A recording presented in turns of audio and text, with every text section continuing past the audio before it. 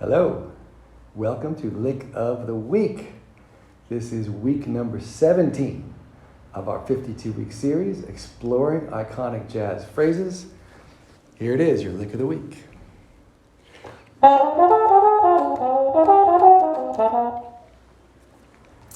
That's from Charlie Parker, and I'm going to get into breaking it down and analyzing it for you so you can learn it in all 12 keys and memorize it in just a second. First, I do want to say thank you again to our Patreon sponsors. Guys, can't do this without you. Thank you so much for being part of what we're doing. And I love giving you guys this information. It makes me really happy to share. And this is growing. We're getting some more support around this. It makes me happy too. Folks, if you're watching now and haven't signed up for Patreon, please give it a thought. People that sign up for Patreon at certain levels get an extra video for every week. I go into depth even further and talk about different concepts, variations, ways to apply these licks. So a whole other set of videos called The Details. So you can check those out too. Sign up now, patreon.com/tinpan. All right, so let's get into it. This is a Charlie Parker lick from his song Ornithology. Now, the original recording of this that he did in the 40s did not have this lick in it. It seemed like it happened after the fact. So let's just talk about composition in general. This song is a contrafact. We talked about this with another Charlie Parker song, which is to say it is using the harmony from an already popular song, in this case, How High the Moon, and Charlie Parker just wrote another melody to sit on top of those chord changes. And I guess that's something that was going on with the record labels then. They didn't want to play a song that was already recorded and other people had the rights to because, well, they wanted to make money on the rights of their own song. So they just wrote a melody with the harmony of the other song. But because jazz musicians knew the harmonies and knew how to improvise over How High the Moon, they could improvise over this new song, Ornithology. Ornithology being, what does ornithology mean? Studying birds, the study of birds. And obviously Charlie Parker's nickname was Bird, so he wrote this song kind of self-referentially, maybe presciently, thinking about the future when people would be studying birds so much. Ornithology. Pretty cool. All right, anyway, so then he makes a recording with Miles Davis about 5-6 years later and changes the ending and changes the ending of both halves of the song, puts some different information in there. And this lick is the very ending of the rewritten version. And it, again, is so illustrative of such a basic and cool harmonic progression and a way to navigate that progression that I'm including it in this series because it's very instructive, I find. So let's break it down. Let's take a look at it. So it's a turnaround. In the original recording, which I'll post the link below, we're in the key of G major. For our purposes here, I'm going to call it C major, and I guess I'm playing trumpet in. I'm going to pretend this is a C trumpet today because I just played it in C major. That would be B flat, but the notation's in C. Forgive me on that. Let's just roll with it. Let's just call it C. The pitches won't match up to what I played when you play along with it, but that's okay.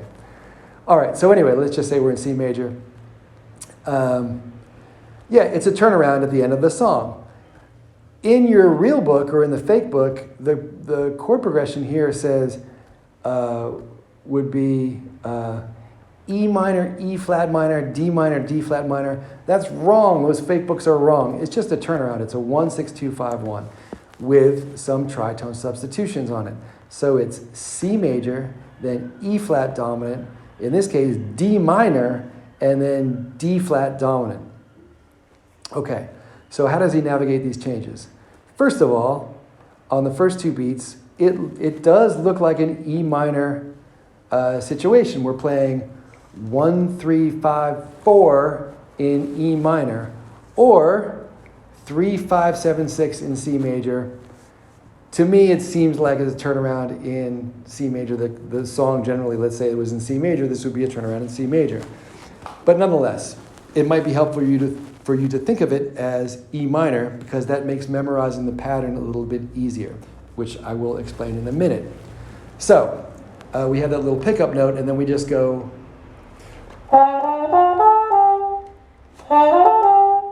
By the way, just that in and of itself is a really cool thing on a minor chord. 1, 3, 5, 4.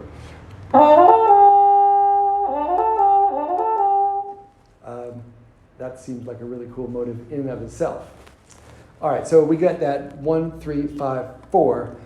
The 4, in my mind, is just part of a chromatic enclosure to get to the B flat, which is going to be the scale degree 5 of the E flat chord.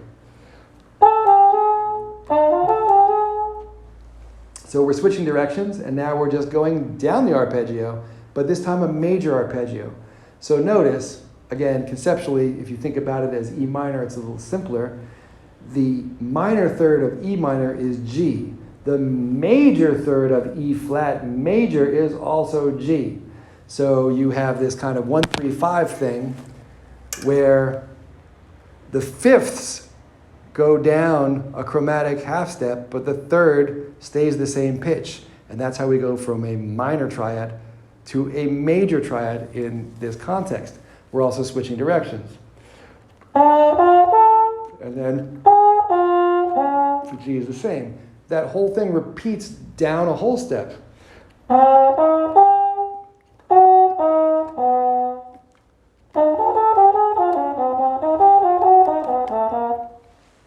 So let's look at it again.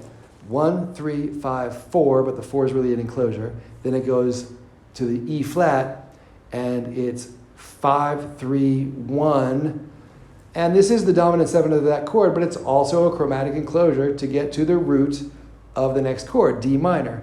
And there we go, repeat the pattern. 1, 3, 5, 4, but that 4 again is an enclosure this time to get to the A flat, which is the 5 of D flat, and 5, 3, 1, flat 7, or enclosure to get back to the root on the tonic.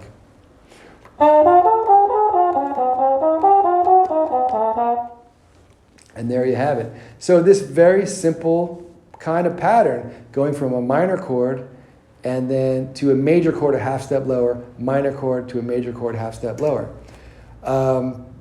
This is great. You can use this quite flexibly in lots of different 2/5s. It doesn't have to just be in a turnaround. You can take this idea part by part, piece by piece, and use it in a lot of different places.